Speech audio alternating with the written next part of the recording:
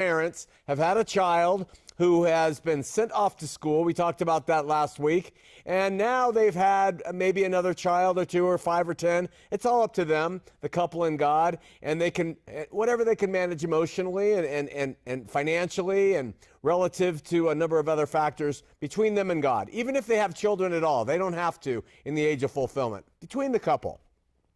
But if a couple has one child or 20, the next decision that couples start to make is, now that they are sending them to a Christian school or not, is what are the general rules? What is the administration of the home as Christian parents raising children in this world?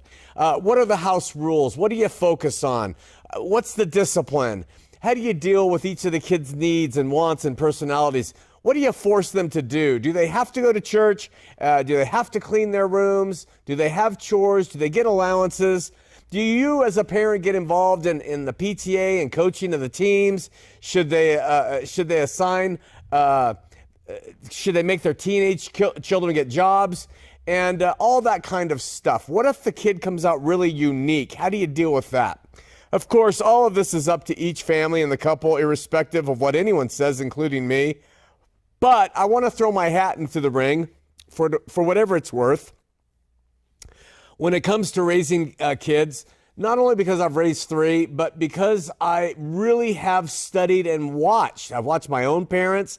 I've watched my friends. I've watched my children's friends. I've watched our friends raise children.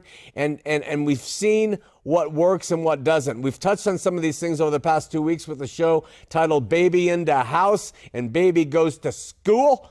And so we're going to talk tonight about family administration.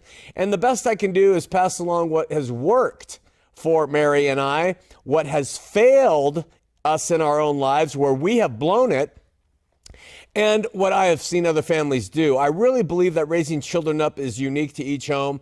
And so these are just suggestions. You will see other families do things very differently from what I'm going to say and are successful, even more successful in what they do. Perhaps if you looked at how Bill Gates' parents raised him, you would be amazed at some of the things they incorporated if you consider what Bill Gates is a success. I don't know, some people do, some people don't. But in the end, it really comes down to how people define success. And so that comes part and parcel with how to administer your home. I define success. If you define it the same way, then you might want to listen to what I think. If you don't, then don't. But I define success as children growing up and doing what they were made to do.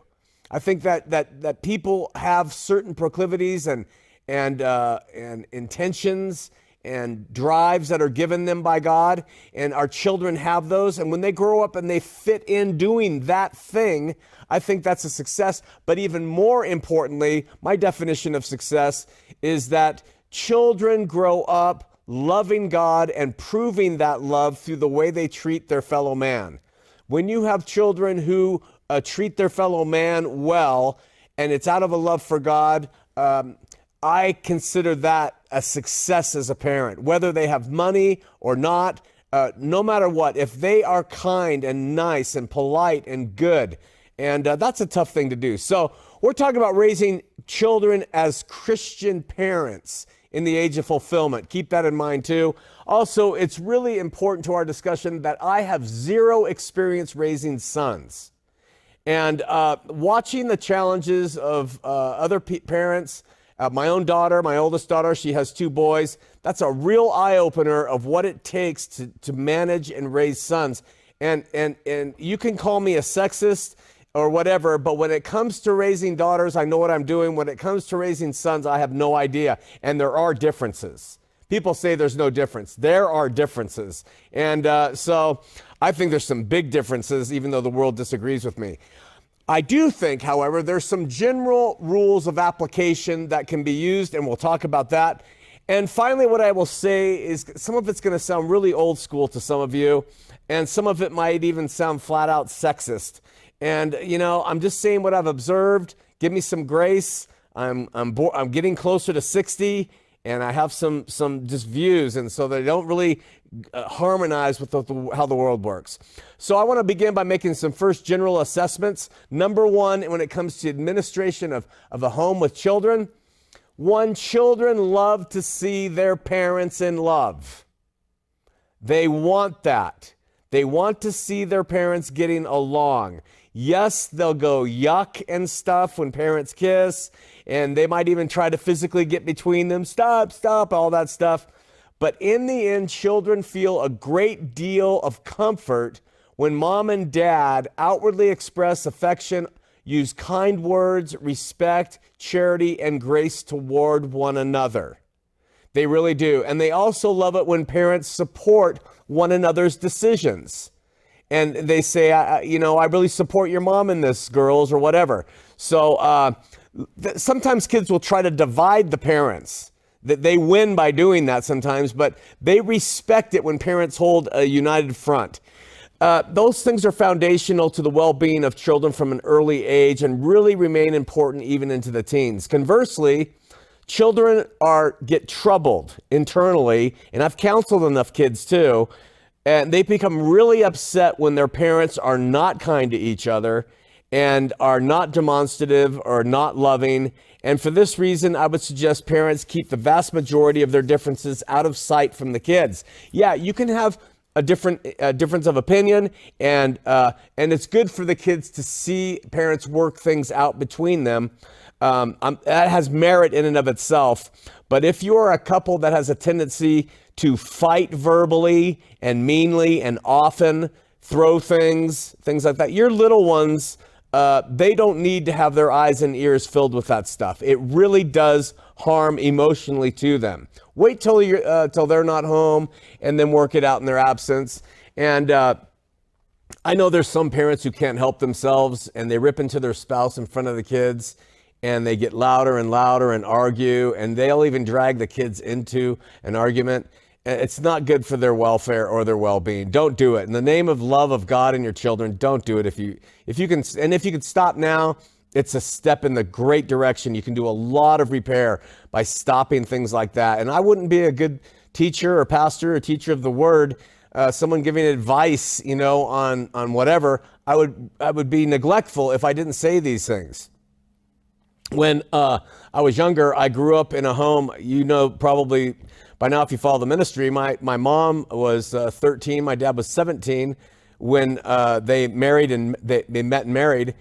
So they grew up like brother and sister. And there was rarely a day that our family did not wake up to them screaming at each other, literally, and throwing things at each other.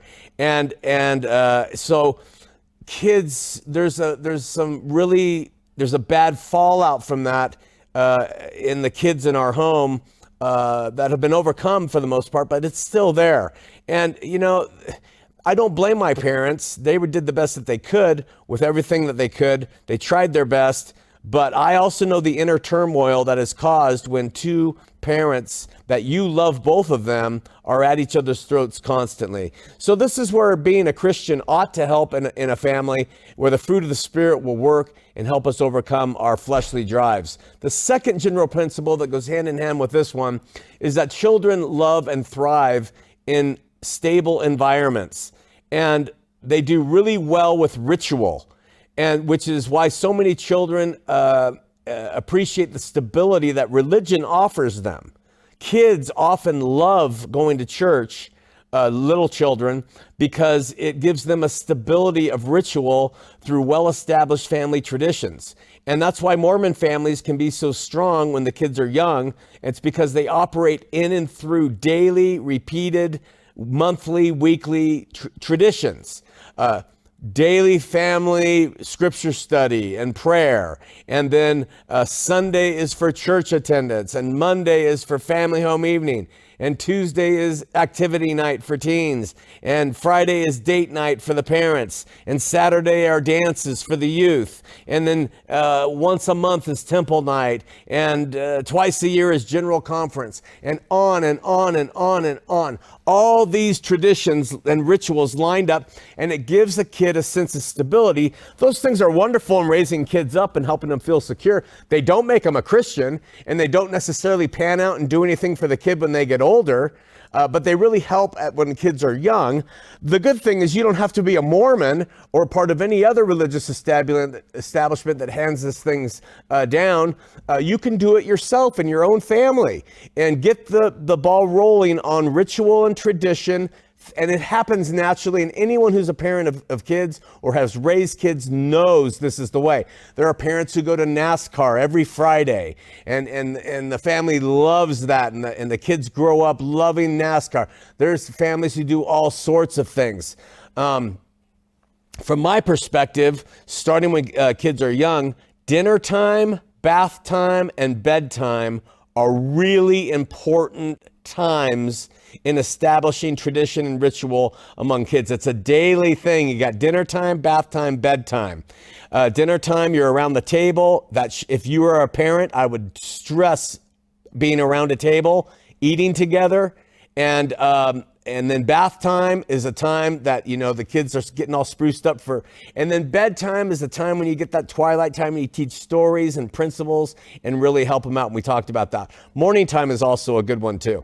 As the family gets a little older, the family traditions start to orbit around what the kids' needs are.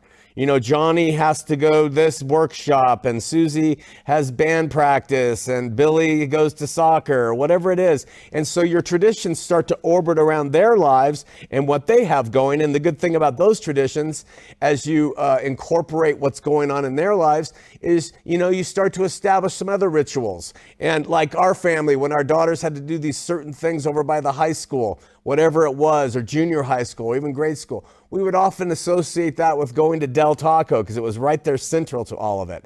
And so our family was a Del Taco family, and if whatever they were involved in, we would include that tradition then as they grew older. We had a number of traditions that we held religiously in our family.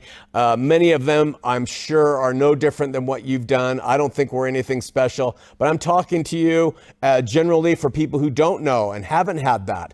When our girls were younger, that always included in storytelling anytime you could, something called Mean Dog, Nice Dog, lots of swimming, ocean and pools, lots of swimming, lots of beach going, lots of walking on the pier at night, going to Dairy Queen. Then as they get older, you start attending the events in their lives, band or sports, whenever humanly possible. Lots of shows that we would watch together. I don't know if people do that anymore since television is kind of weird. So I'm not sure how that works. We watched Full House, The X-Files, and Funniest Home Videos, if I can remember right. And always be willing to drive your kids and pick them up from what they're doing. And I know a lot of parents who have done that, and they've been very successful at it. There are parents who will never do that, and there are parents who will always do that. Be a parent who will always pick up. Friends too, deliver, and be willing to pick up. I think it goes miles.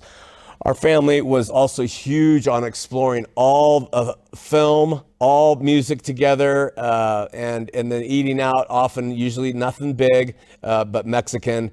But then there were other traditions that included non-traditions. And what I mean by that is there were things that we would not allow them to ever see or do in our family. We held adamantly that this will not be tolerated in the family. And I think you're going to be surprised at what those things were. In our family, we never drank alcohol in the house. We never had it or drank it in front of them, partially because we were Mormon most of the time. But also, even though I would sneak alcohol secretly behind their backs while a Mormon, we never did it in front of them. And we did it under the principle that the license of the parent becomes the liberty of the child. The license of the parent becomes the liberty of the child. We also did not socialize very often with other couples that were their friends' parents. If they had a sporting event and all the parents went to the pub part of the pizza parlor while the kids were in the video arcade part of the pizza parlor, we didn't join that. We did our high school years. We didn't participate in that form of it. I was adamantly against this in our family, and that were adult-themed cartoon shows. Ren and Stimpy, Beavis and Butthead, The Simpsons. We did not allow any adult cartoon viewing among our daughters. Now, you're going to hear some other things that we did allow, and you'll go, you're nuts. But it's because I thought that stuff was junk, and that there were other forms of junk they could put in their head that would be more valuable.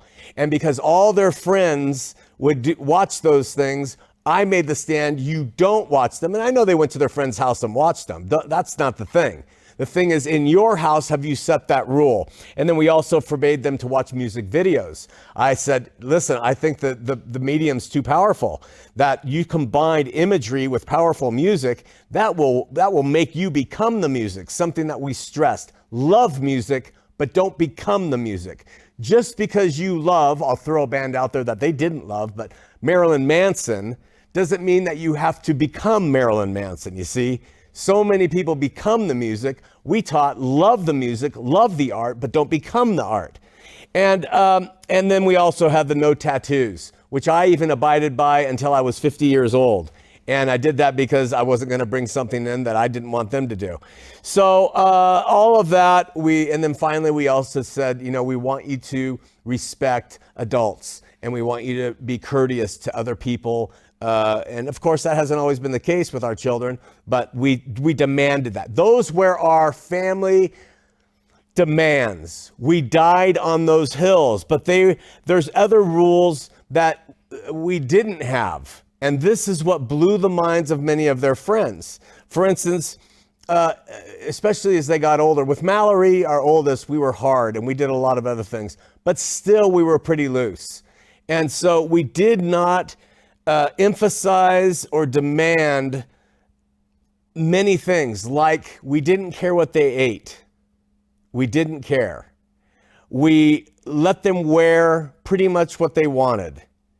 We let them eat whatever. I already said they eat whatever they wanted. We let them read. We let them watch movies, whatever they wanted. We didn't have a curfew for them, even on school nights. We didn't have, it's a school night, you have to go to bed. Now with boys, you might have to do that. But with girls, they're pretty self-regulating when they're young. And so you just don't have the rule. Other friends, it's 8 o'clock, I gotta go to bed. We're like, stay up. If you want to get up and you're tired, whatever you want, but go ahead. We learned that if they wanted to go to a party, they could go to the party. We didn't say, you can't drink at the party. We said, you know what we want from you, and we trust you. Go ahead and go. We didn't have curfews on important nights. All we asked was that they tell us when they're going to come home. If they said tomorrow morning, we'd say fine. We didn't have curfews. People are like, you're nuts. Their friends were like, your parents are nuts. But what happened was, you have your own traditions working in your kids that is opposite of what's happening with their friends' families, their friends' families say, watch The Simpsons, become the music, but be home at this time, and you have to get up at this time, and you have to wear this, and you can't wear that, and things like that. So people were blown away that they didn't have a curfew, but they couldn't watch MTV. And it worked because their friends were like, what? And they're like, I could stay out. That doesn't matter.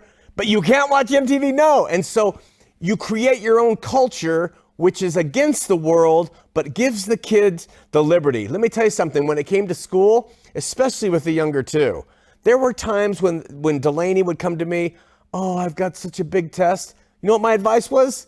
Skip it! Don't go! What, Dad?